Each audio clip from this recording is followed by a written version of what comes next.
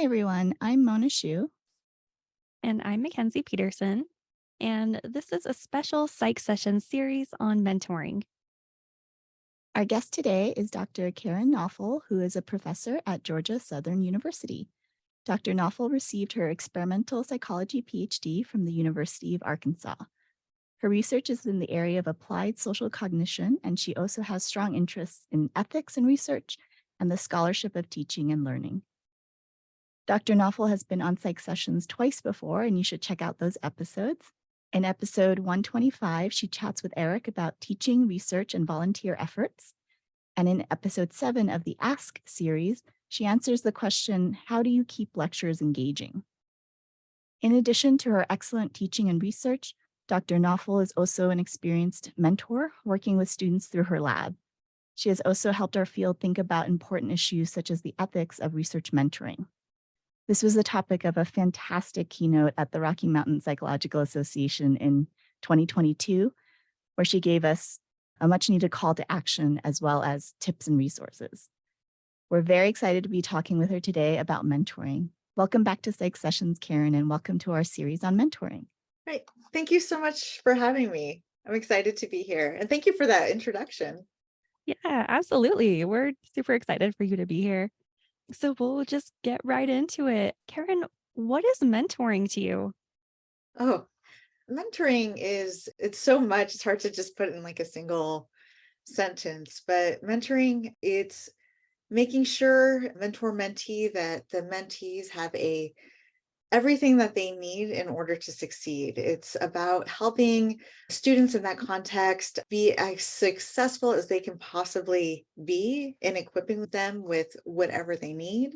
And it's also about a bidirectional thing is something that I find very important is that mentorships are not just like down, but they're more on level where like students can mentor me as well and provide that input.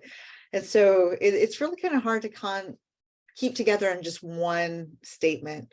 But yeah, it's a lot of things. But essentially, I see it as a way to equip students or equip people with everything they need to reach their potential. Yeah, absolutely. And I love this theme that we've been seeing when we ask a lot of these exceptional mentors about what mentoring is, that almost every definition that we have come across has something to do with, it's not just a one-way road. We're also gaining some very valuable mentoring and mentee experiences from those people that we're mentoring. Very much. And so, diving a little bit into your own mentoring, Karen, how would you describe your mentoring style? It really depends. And I think that's important because it really depends on the situation or who the person is that I might be mentoring. So sometimes it's more formal. So we might have we're going to have this session once a week at this time, and that's your time. And some people really need that structure. A lot of times it's more informal, where it's just, hey, let's go grab a cup of coffee and talk. And that's where I really feel like I shine because that's where people feel the most relaxed. They talk, and that's where they feel like, hey, can I ask you this question? And so it's funny because I actually go for coffee twice a day and always ask anyone who's in the hall to come with me. And that's really where I have felt most mentored and also where I have had opportunities to informally mentor. So it's more casual, it's more fun in that way. I also do have the more structured, which sometimes people need, but it can be really diverse depending on who I'm working with and what they need and in current circumstances at the time, but mostly casual, mostly casual. Great. And I hadn't thought about scheduling in some of those casual encounters. So that's fantastic that twice a day, if I were to, be working in your building, I could know like, hey, if I wanted to pick Karen's mind about something, I'd have a couple of opportunities every day to do that. I didn't even realize I was doing it until someone told me that I was doing it. Like, oh, twice a day you go and get coffee. And so they're usually, at once at 9 and once at 2. And I really shouldn't be drinking that much coffee, probably, but it's so good. And I get a walk across campus. But yeah, it started off being casual. And then people started telling me that they're like, hey, we haven't been to coffee in a bit. And then I just started making it more known. Like, I'm going to go to coffee around these times. So join me if you want. Yeah, I love that because I can especially see for students or early career folks, people who might be a little intimidated to go knock on someone's door, go to someone's office and make a formal ask or to write in that first email of, hey, will you talk to me about this thing? Just having you preemptively ask them if they want to join because you just bump into them and then having it be a casual, you're just going for coffee. It's not sitting down at someone's office and doing something very structured. But then over time, if that develops into a more formal relationship, you can build in that structure. I think that's fantastic. Thank you. Yeah, it's pretty fun. And I know when I got here, there was someone here who used to do that with us. And I know how hard it was to just knock on someone's door and to feel really lonely, especially as a faculty member here. I didn't know anyone really well. And his name was Jim Pugh, an amazing individual. And he would always invite us to lunch every day. Every day, he would always invite us to lunch. And it made such a big difference. And then a lot of us would go to lunch and there would just be like, that's how you got to know people and that's how you could get questions answered and felt safe. And so it was a really good experience. And so I'm glad that I get to carry that on. Oh, yeah, I absolutely love that as well. I think it's so much less pressure, especially coming from the student perspective, to have that opportunity to go and mingle in a setting where the professor doesn't really have that home field advantage. I guess that's how I would put it. But I am curious. So is Jim, is that who influenced this mentoring style for you, or how else did it develop? Um, I'm not really sure. Yet Jim passed away a few years ago. Wonderful individual. And I do remember that us talking about it a lot at when he passed and like how much it meant to everyone. I'm not sure if that's what influenced me or if it's just a connection that I make. But that is something that just sticks out in my mind is that every day he would ask to go to lunch. He'd always order salmon too. And that just sticks out in my memory for some reason. So when I eat salmon, I think about him a lot. But we go and yeah. So, but I'm not really sure if that's what inspired me to do this. And honestly, I didn't even think of it as mentoring until someone else pointed it out to me and thanked me for it. And so, yeah, and then I started making it more known that, oh, I love coffee. Just come in with me to coffee. And that's where it started. And I have taken advantage of sometimes people come with me to coffee and I can pick their brains and get a little bit of mentorship from them as well, because sometimes it's very much needed. Yeah. Well, it sounds like you're really carrying on his legacy and making it your own and thinking about those memories, right? It's not until later maybe someone points it out to you that you're like, oh, that was rapport building the whole time. That was developing the trust and support structures that are so important to mentorship, but in a very casual, non-threatening, organic kind of way, which is fantastic. As we're talking about these sort of informal meetups, I'm wondering, what do you think? Is it possible, or maybe possible is the wrong word, how would you do this in a non in person kind of format? Can you do this if you're in a fully online program, for example, or world events mean that you can't just ask people out for coffee every day? It's funny that you bring that up because I was thinking about that.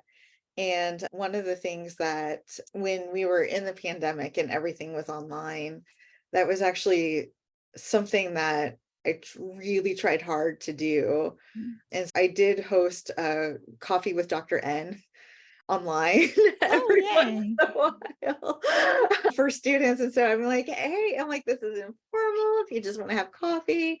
And we tried to get a game night one night. And so that was something that the students were excited about, but we could never get like a good time Yeah. to do it. That was one of the hardest parts. But a lot of the students, they went and did that with themselves. And so like where they were like, oh, we'll go ahead and get coffee, or we'll go and we'll try to connect online and just chat or something like that. Those online relationships are really important. And I know, yeah, they do have to be a little bit more scheduled.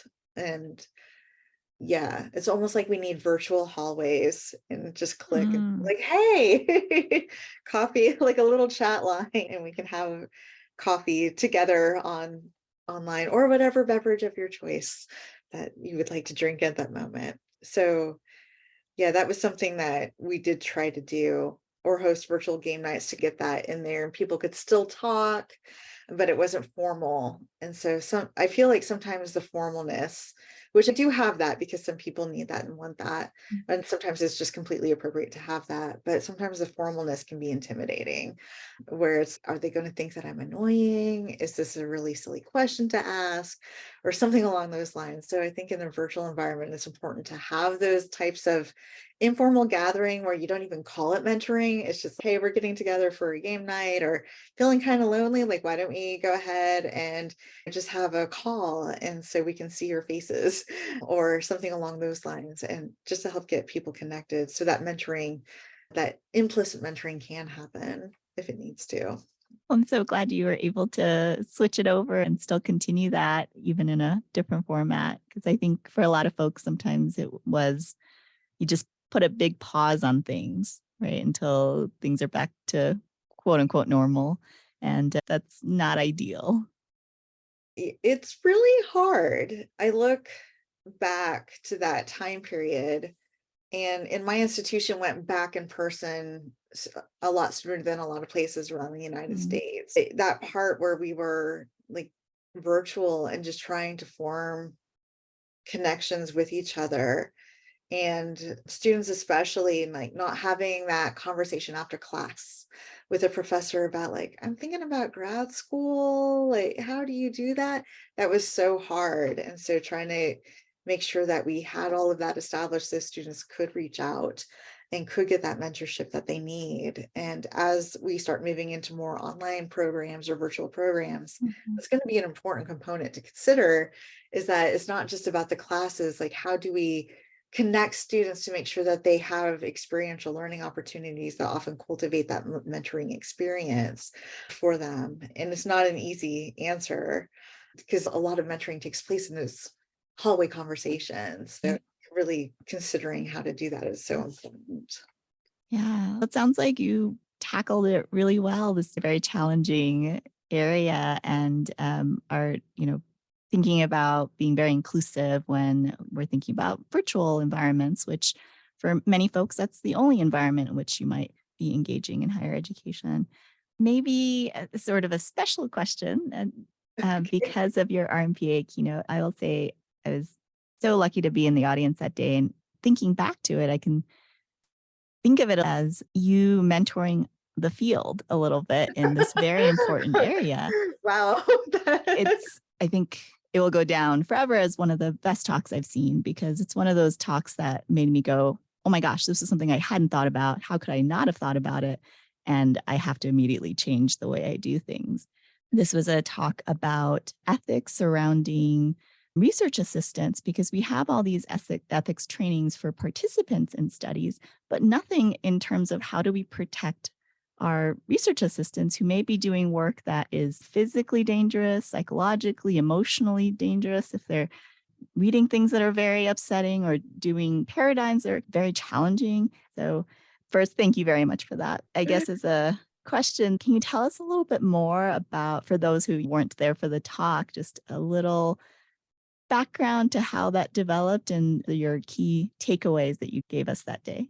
Sure. So it actually came about because I had an amazing mentor, Dr. Denise Spikey, and she and I started working on this around maybe the second year I was a professor.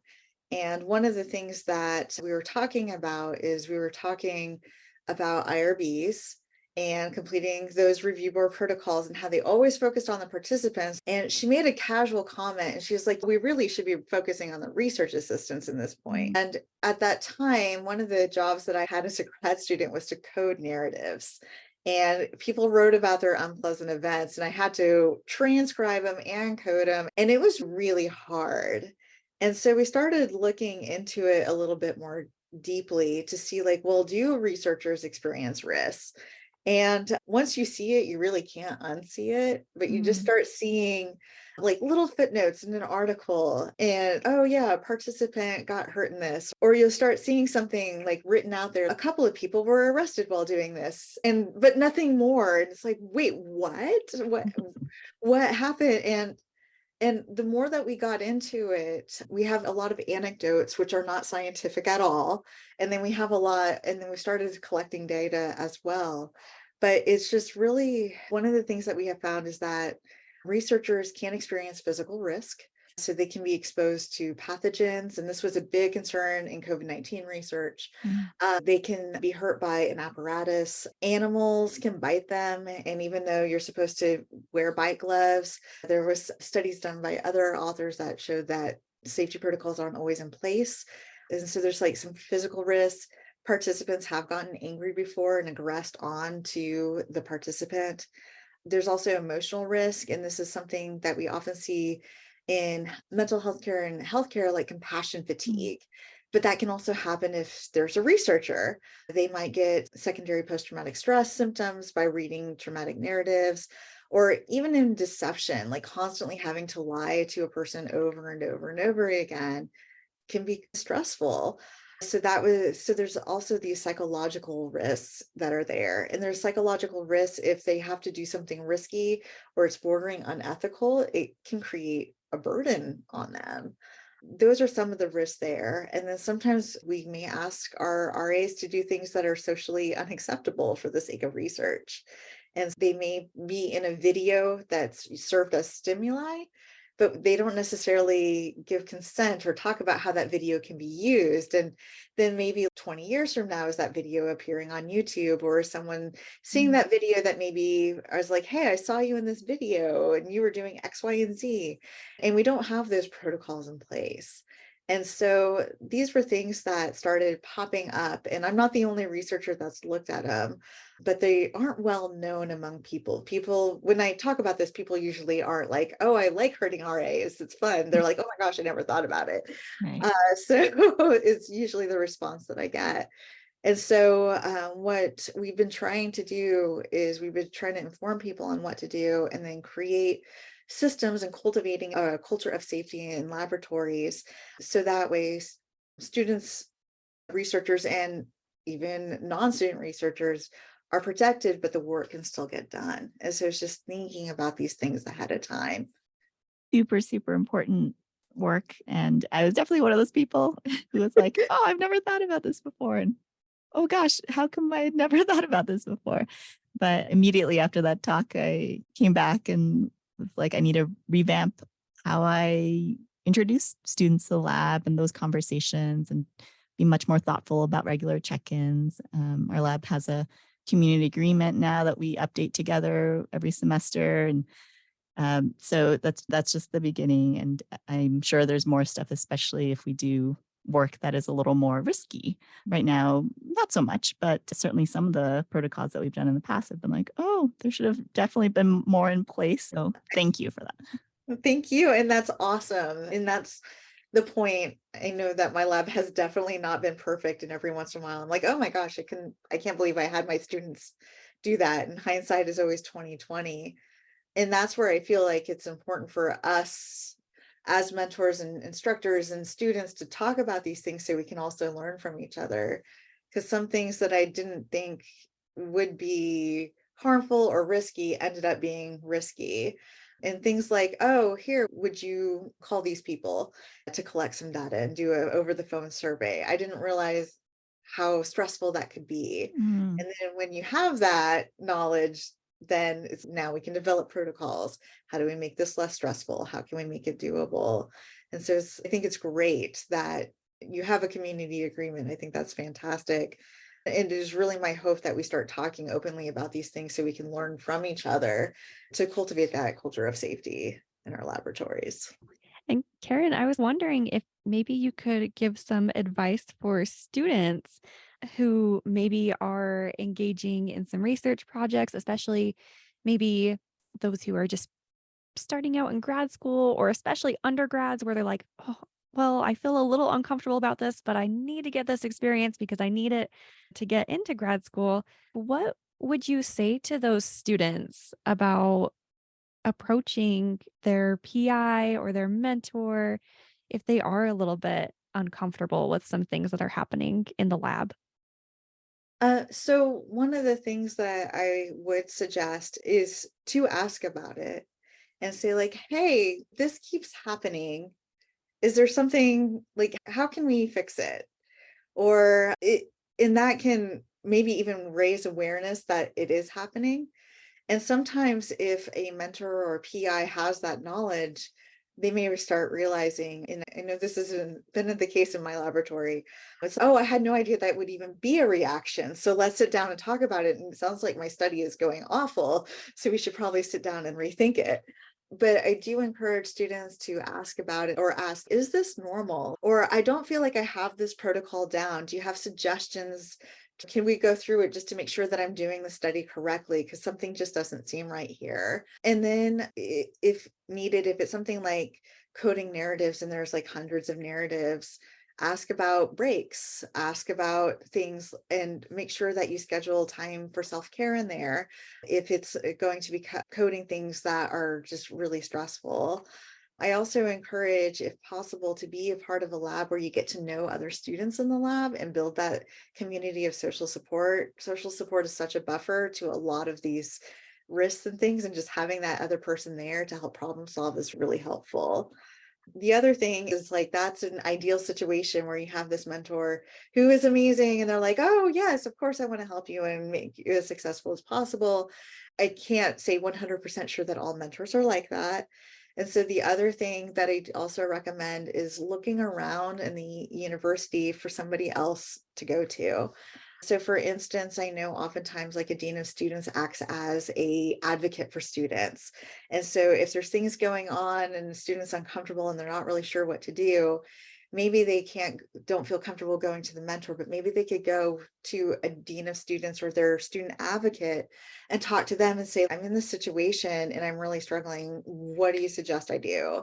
And so that can create some ideas of how can you handle this situation. So those are the two kind of paths that I encourage people to take.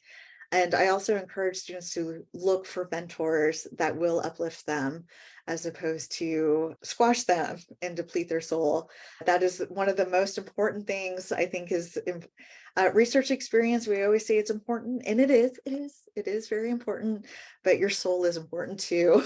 And so look for the mentors who will uplift you and who want to have students and who see it as an educational opportunity, because that's really how the research thrives. That's how you thrive. That's how mentors thrive as well. So if you can, that's great. Yeah. Oh, I feel like there were so many good quote worthy things you just said, especially about like taking care of yourself and like, putting those basic human needs first ahead of the research and advocating for respect and being able to be in the field and feel comfortable with what you're doing. So, yeah, those were all fantastic. And then going back to just mentoring very broadly as a catch all, do you have any extra advice that you would like to give to mentors? One thing that I would recommend is to make sure to structure a lab where you automatically start talking about potential problems, make it part of the laboratory history or culture. So if there is a problem, there is a space that students know that they can bring that there. And in my lab, we often talk about like anticipated risks. So if we're getting a new protocol or every lab meeting, we're like, okay, what's working? What's not going to work? What's your concerns? And students may not have any at the time, but at least like students are in the habit and they know the routine. Okay, this is where I'm supposed to go to talk about a concern. What's working, what's not, what's a concern, and then are there any concerns that we need to address? So I encourage, if we're cultivating a culture of safety and safeness in the laboratory, that's one thing that I would suggest. The other thing that I would recommend is meet regularly. So making sure that you see your students at least once every other week. I would actually say once a week, but making sure that it's a check-in process of somehow at least once a week, just to make sure that if someone is lost, they're not just getting lost out there. Thank you. I think those are really good pieces of advice. And I love the getting people used to the process and anticipated risk, because then I could see that being really reducing the barrier, making it less stressful when the first time something does go wrong. That's not then up to the student to have to build up the courage to come bring it up. It's already you've had this very regular checking in process, but also it could be something that it's very easy to be like, hey, remember 3 weeks ago when we said this might happen? It just happened, right? Like they're not having to break the ice with that, which can be very intimidating the first time, like feeling they're being a bother for raising something when instead it's, no, this is the good way to do this is to really have very open communication about when things are going wrong. And I think it's an important skill to have to anticipate risks before they happen. Mhm. It's in a lot of the stuff that happens in a laboratory could happen in a job. And so asking those questions ahead of time when you're an employee is also important. So it's something that I personally hope that students take with them, that they're thinking about, okay, what would I do? How would I solve this problem ahead of time so they can enjoy their job and not be worried about risks all the time or have something bad happen. Yeah, that's a great point that you're not just mitigating risk in the lab or trying to make things run smoother, but you're building up a skill that's very useful post the lab, post the degree. So it's workforce training, right? So as we're getting to the end, one of the things you said a little while ago, talking about self-care for students and also finding a mentor who, this is probably my favorite quotable moment, doesn't squash your soul. Um, I'm just wondering, what are your favorite forms of self-care? How do you uplift your soul and make sure it doesn't get squashed? So I spending time with my daughter is my favorite thing in the world. And so yeah, and my family is amazing to spend time with. And so that if there's ever a soul crushing day, like that'll just take you to the next level. I also enjoy exercising, and that helps a lot if it's been a hard day or if you need some self-care. That's has always helped me.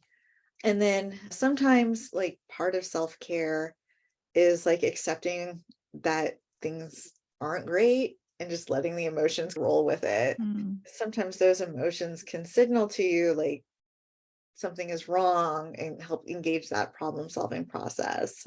It sounds bleak, but it's also something that I've learned is like, because I want to always solve everything, but sometimes just living with the emotion of the stress can sometimes help cope with it. It's okay, I'm stressed. Take a deep breath, look at why I'm stressed, and then figure out how to reduce it from there. So those are the kind of the big things that I do. And then also, Mona, you have this amazing no committee that helps. And that is the most self-cariest of things that are out there. So I love Aw, the no committee. So I'm so glad that's useful. yes.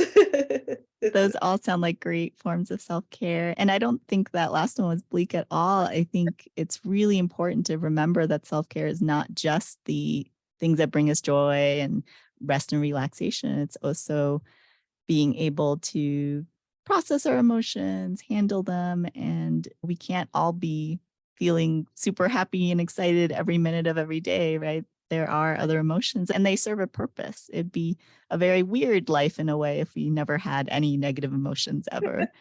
And It's true. so being able to really live in that and still have a fulfilling life, even in the midst of stress, is a really amazing skill to have.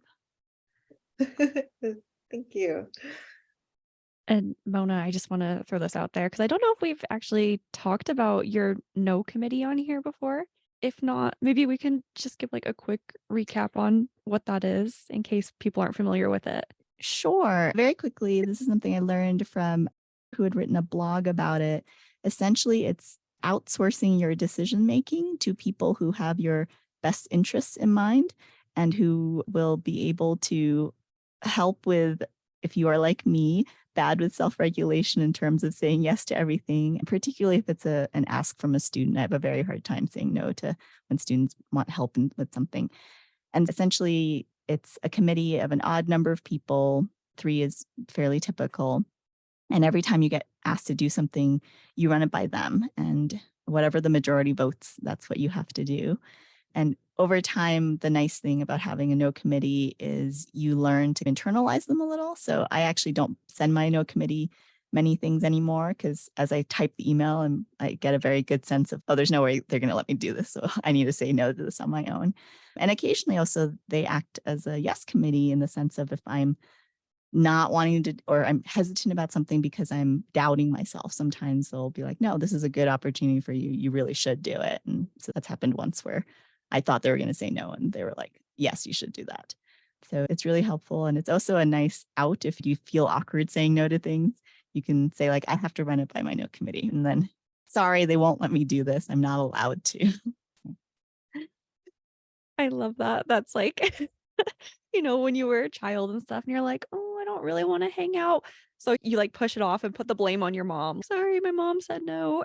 Yep, absolutely. Love it. Thank you so much, Karen, for chatting with us today. There were so many helpful things in our discussion, I think. And thank you to everyone listening. And stay tuned for more episodes in the series. Thank you. It was fun to be here. Thanks so much.